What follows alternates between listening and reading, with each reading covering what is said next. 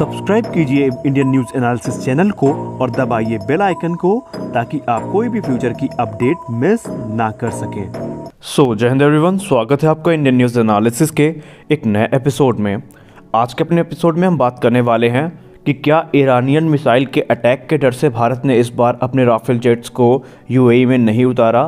क्या है कारण कि भारत इस बार राफेल जेट्स को सीधा फ्रांस से भारत मंगवा रहा है मिड एयर रिफ्यूलिंग के थ्रू। तो आइए जानते हैं। आपको पता ही होगा कि भारत को सेकेंड बैच जो राफेल का है वो 8 नवंबर को मिल जाएगा।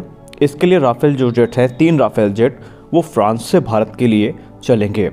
इस बार इसमें अलग ये है कि इस बार शेड्यूल के हिसाब से जो भारत के राफेल जेट हैं वो सीधा फ्रांस से भारत पहुंचेंगे। इसके लिए फ्रेंच एयर टैंकर्स से उनको तेल भी दिया जाएगा, यानी ईंधन भी दिया जाएगा। तो मिड एयर रिफ्यूलिंग के थ्रू सीधे जो राफेल जेट्स हैं वो भारत पहुंचेंगे। अब पूरा मामला क्या है वो समझिए। आपको पता होगा कि जो पहला बैच है वो 5 राफेल जेट्स का था और भारत ने फ्रांस से जब उड़ान भरी थी राफेल जेट्स की तो उसको यूएई के अल दफरा में एक स्टॉप ओवर लिया था, यानी वहाँ पे रुके थे कुछ देर के लिए और वहीं पे पूरा मामला हुआ। दरअसल जिस समय भारत के राफेल जेट अल दफरा एयरबेस पे थे, अचानक से वहाँ पे एक इंटेलिजेंस इनपुट के हिसाब से मिसाइल अटैक हुआ था। जी हाँ, आपको बता दें क्योंकि ये जो अल दफरा एयरबेस है ये स्टेट ऑफ होम्स के आसपास पड़ता है और यहीं पे ईरान के जो रेवोल्यूशनरी गार्ड थे उन्होंने एक मिसाइल का मॉक ड्रिल की थी और इंटेलिजेंस रिपोर्ट के हिसाब से ये एयरबेस सबसे ज़्यादा खतरे में था। और यहाँ तक कि इसको लेकर के CNN ने ये रिपोर्ट दी कि CNN को ऐसा पता चला कि US के जो इंटेलिजेंस एजेंसीज थी उस समय उन्होंने अल दफरा और अल उडेड में जो मिसाइल अटैक की वार्निंग दे दी थी, जिसके बाद से जितने भी वहाँ पे कर्मचारी थे, जितने भी ऑफिशियल्स थे, सबको कवर लेने के लिए कह दिया गया था। हालांकि कोई मिसाइल का अटैक वहाँ पे नहीं हुआ था, लेकिन इंटेलिजेंस रिपोर्ट के हिसाब से ईरान वहाँ पर हमला करने वाला था या उसकी कोई मिसाइल वहाँ से गुजरने वाली थी।